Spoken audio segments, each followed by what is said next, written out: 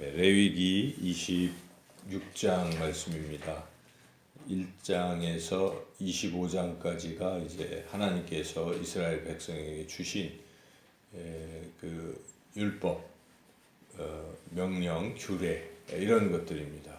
그것은 한마디로 말한다면 하나님 사랑, 이웃 사랑이라고 말할 수 있죠. 십계명의 요약이 될 수 있습니다. 하나님을 사랑하고 이웃을 사랑하라는 것이죠. 이렇게 하나님께서 율법을 주신 것은 이스라엘 백성이 그 율법을 잘 순종해서 살아가게 하기 위함입니다. 그런데 만약 이스라엘 백성이 그 율법에 순종하지 않고 불순종하면 어떻게 되는 것인가? 또 계속 순종하면 어떻게 살게 될 것인가 하는 것을 이제 마지막 26장에서 결론적으로 말씀하십니다. 아무리 그 율법이 있어도 그걸 지키지 않으면 아무 소용이 없죠. 이러한 구조는 우리 예수님께서 산상수훈 하실 때도 똑같습니다.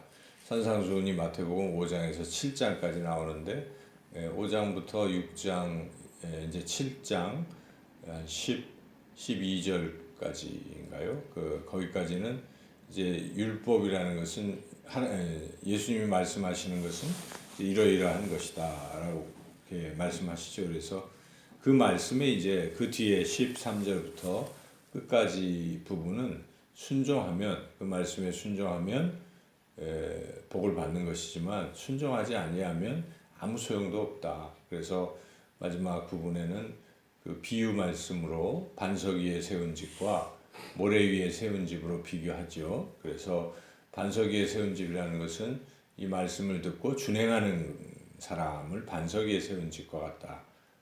그러나 말씀을 듣고도 행하지 아니하는 자는 모래 위에 세운 집이다라고 예수님께서 분명하게 말씀하셨습니다. 그래서 아무리 귀한 말씀을 우리가 들을지라도 그 말씀에 순종하지 아니하면 아무 소용도 없다라는 것은 오늘 우리가 읽은 레위기 26장이나 산상수훈이나 똑같습니다. 구약이나 신약이나 똑같다는 것이죠. 그래서 결국 강조하시는 것, 하나님께서 우리에게 강조하시는 것은 말씀을 잘 순종하라 하는 것입니다. 오늘 레위기 26장을 살펴보면 이제 1절에서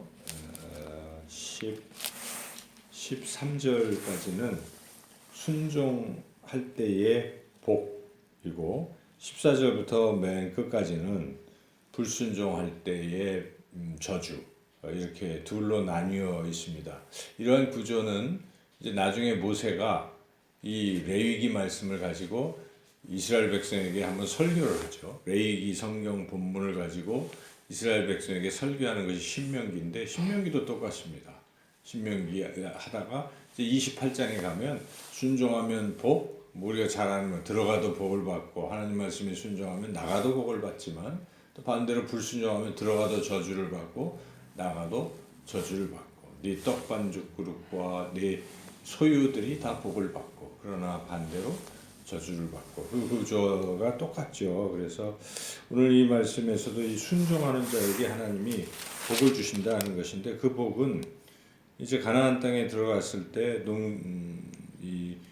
농사를 짓게 되면 열매가 풍성하고 배불리 먹게 되고 그리고 주변에 여러 외적들이 있을 텐데 그 외적들로부터 하나님께서 안전하게 지켜주시고 그리고 그 행여나 외적들이 쳐들어오면 그 싸움을 할 때 하나님께서 이스라엘 백성에게 힘을 주셔서 5명이 100을 쫓고 또 100명이 10,000명을 쫓아서 승리하게 할 것이다 하는 이제 그런 약속이죠. 그래서 점점점 더 후손이 자손만대 창대하게 되고 번성하게 되는 이러한 복을 받을 것이다 하는 것이죠. 그리고 하나님이 항상 함께 하시고 하나님이 그들의 하나님이 되고 그들은 하나님의 백성이 될 것이다 하는 것이 이제 13절까지 말씀입니다. 그러나 반대로 불순종하면 청종하지 아니하면 그 반대로 되는 것입니다. 그래서 뭐 소득도 없어지고 또 이 주변의 나라들이 침입해서 이제 아주 해를 입게 될 것이다. 이런 말씀이죠. 그런데 이제 중요한 것은 이렇게 불순종을 해서 여러 삶이 황폐해졌을 때의 또 문제입니다. 황폐해졌는데도 불구하고 자기가 불순종해서 여러 가지 어려움을 겪는데도 그럼에도 불구하고 여전히 불순종한다면 어떻게 될 것인가 하는 것입니다. 18절을 한번 같이 읽어보겠습니다. 또 만일 너희가 그렇게까지 되어도 내게 청종하지 아니하면 너희의 죄로 말미암아 내가 너희를 7배나 더 징벌하리라. 그 징벌은 점점 강해지는 것입니다. 나중에는 결국 패망하는 것입니다. 그래서 어찌 보면 하나님은 우리에게 이 불순종할 때 징계를 주시는 것은 돌아오라는 뜻인 것이죠. 하나님이 완전히 멸하려고 하시는 것이 아닙니다. 하나님의 백성들에게 때로 징계를 주실 때는 우리에게 깨닫게 하시는 것입니다. 우리도 그냥 평소에 가만히 있을 때는 몰라도 어떤 힘든 일이 일어나면 어떻습니까? 정신을 차리게 되는 것이죠. 그래서 우리가 이런 어려움을 겪을 때, 삶에서 이런저런 어려움을 겪을 때, 또 천재지변이 나고 또 주변에 이런 어려운 상황들이 발생할 때 우리 각자가 회개의 기회로 삼아야 된다는 것입니다. 내게 어떤 잘못이 있을까 하고 돌이켜보고 이제 다시 불순종했다면 순종으로 나아갈 때 이게 상황이 바뀌는 것이지, 여전히 고통 중에도 계속 불순종하고 오히려 나중에는 하나님을 원망하고 이 고난을 통해서 하나님을 심지어 대적까지 한다면 그는 더 이상 희망이 없이 멸망하고 만다는 것입니다. 그래서 하나님께서 이 레위기 말씀을 통해서 계속 너희가 그렇게까지 되어도 청종하지 아니하면이라는 말씀을 계속하고 있습니다. 21절도 똑같죠. 21절 읽어보겠습니다. 너희가 나를 거슬러 내게 청종하지 아니할진대 내가 너희의 죄대로 너희에게 7배나 더 재앙을 내릴 것이라. 또 23절 이런 일을 당하여도 너희가 내게로 돌아오지 아니하고 내게 대항할진대 나도 너희에게 대항하여 너희 죄로 말미암아 너희를 7배나 더 치리라. 이 사람의 마음은 이상한 거죠. 고통을 당해도 어떤 사람들은 점점 더 하나님을 부인하거나 하나님을 원망하거나 심지어 나중에는 하나님을 대적하기까지 하는 부류의 사람들도 있습니다. 더 이상 희망이 없이 멸망으로 갈 수밖에 없다라고 이렇게 말씀하십니다. 그러나 고통 중에 그래도 잘못했구나 하고 하나님께 돌아오면 하나님은 그들을 다시 회복시켜 주신다는 것입니다. 그래서 계속 이렇게 말씀하시다가 이제 다시 돌이키는 경우, 근데 이스라엘 백성은 끈질기게 돌이키지 않습니다. 사실 이 레위기의 말씀은 이스라엘 백성의 그런 상황, 그들이 어떻게 했는가를 그대로 또 반영하고 있어요. 그래서 그들은 나중에 끝까지 불순종하고 대적하다가 결국 바벨론 포로로 끌려가는 것이죠. 그러나 끌려갔을 때 그래도 그들이 우리가 잘못했구나 하고 회개할 때 70년 만에 다시 예루살렘으로 돌아오고 회복이 될 수 있다는 것이죠. 여기에 보면 그들이 잘못했지만 회개할 때 내가 다시 약속을 기억하고 그들을 회복시켜 주실 것이라고 말씀하십니다. 40절 하고 이제 41절, 42절 같이 읽어보겠습니다.